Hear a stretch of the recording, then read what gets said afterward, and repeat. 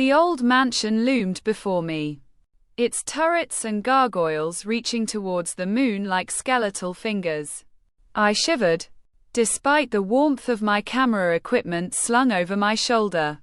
The wind rustled through the overgrown gardens, whispering secrets in a language I couldn't quite decipher. As I stepped inside, the creaking of the wooden floorboards beneath my feet seemed to echo through the empty halls. Shadows danced across the walls, as if the very spirits of the dead were trying to communicate with me. I smiled to myself, feeling a thrill of excitement. This was exactly the kind of place I'd been searching for. The air inside was thick and heavy, like a physical presence that clung to my skin. I raised my camera, feeling the familiar weight of the lens against my eye.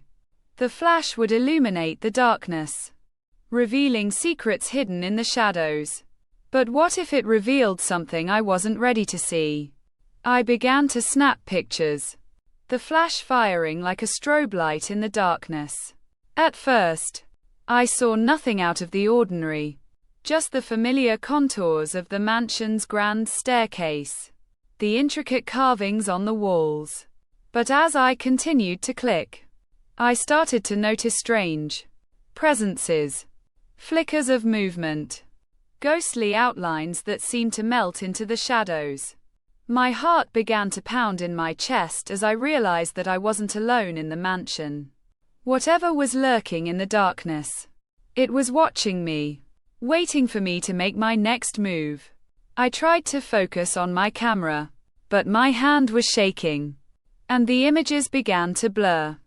Suddenly, I caught a glimpse of something, a figure, standing just beyond the edge of the frame.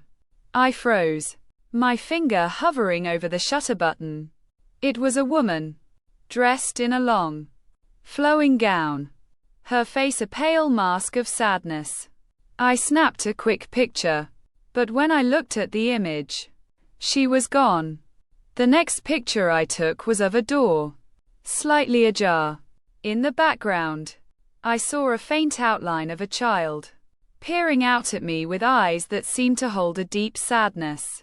I felt a shiver run down my spine as I realized that I was capturing something real, something that didn't want to be seen. As I continued to take pictures, the visions grew stronger, more vivid. I saw a group of people, standing in a circle, their faces twisted in agony. I saw a dark figure, lurking just beyond the edge of the frame. And I saw the woman again. Her eyes locked onto mine with a sense of pleading. I tried to leave, but my feet seemed rooted to the spot. I was trapped, caught in a world of ghostly apparitions that seemed to be pulling me deeper into their realm. I raised my camera, ready to face whatever was waiting for me. The flash exploded in a blinding burst of light, and I saw everything. The entire mansion was a charnel house, filled with the spirits of the dead. They were trapped, reliving the same moment over and over. And I was the catalyst, the photographer who had unleashed this horror upon the world.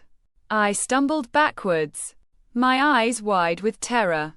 As the darkness closed in around me, I heard a voice, whispering in my ear, "You shouldn't have come here." And then, everything went black. I woke up in a hospital bed, my camera gone. A note on the bedside table. "They're still there," it read. "And they're waiting for you."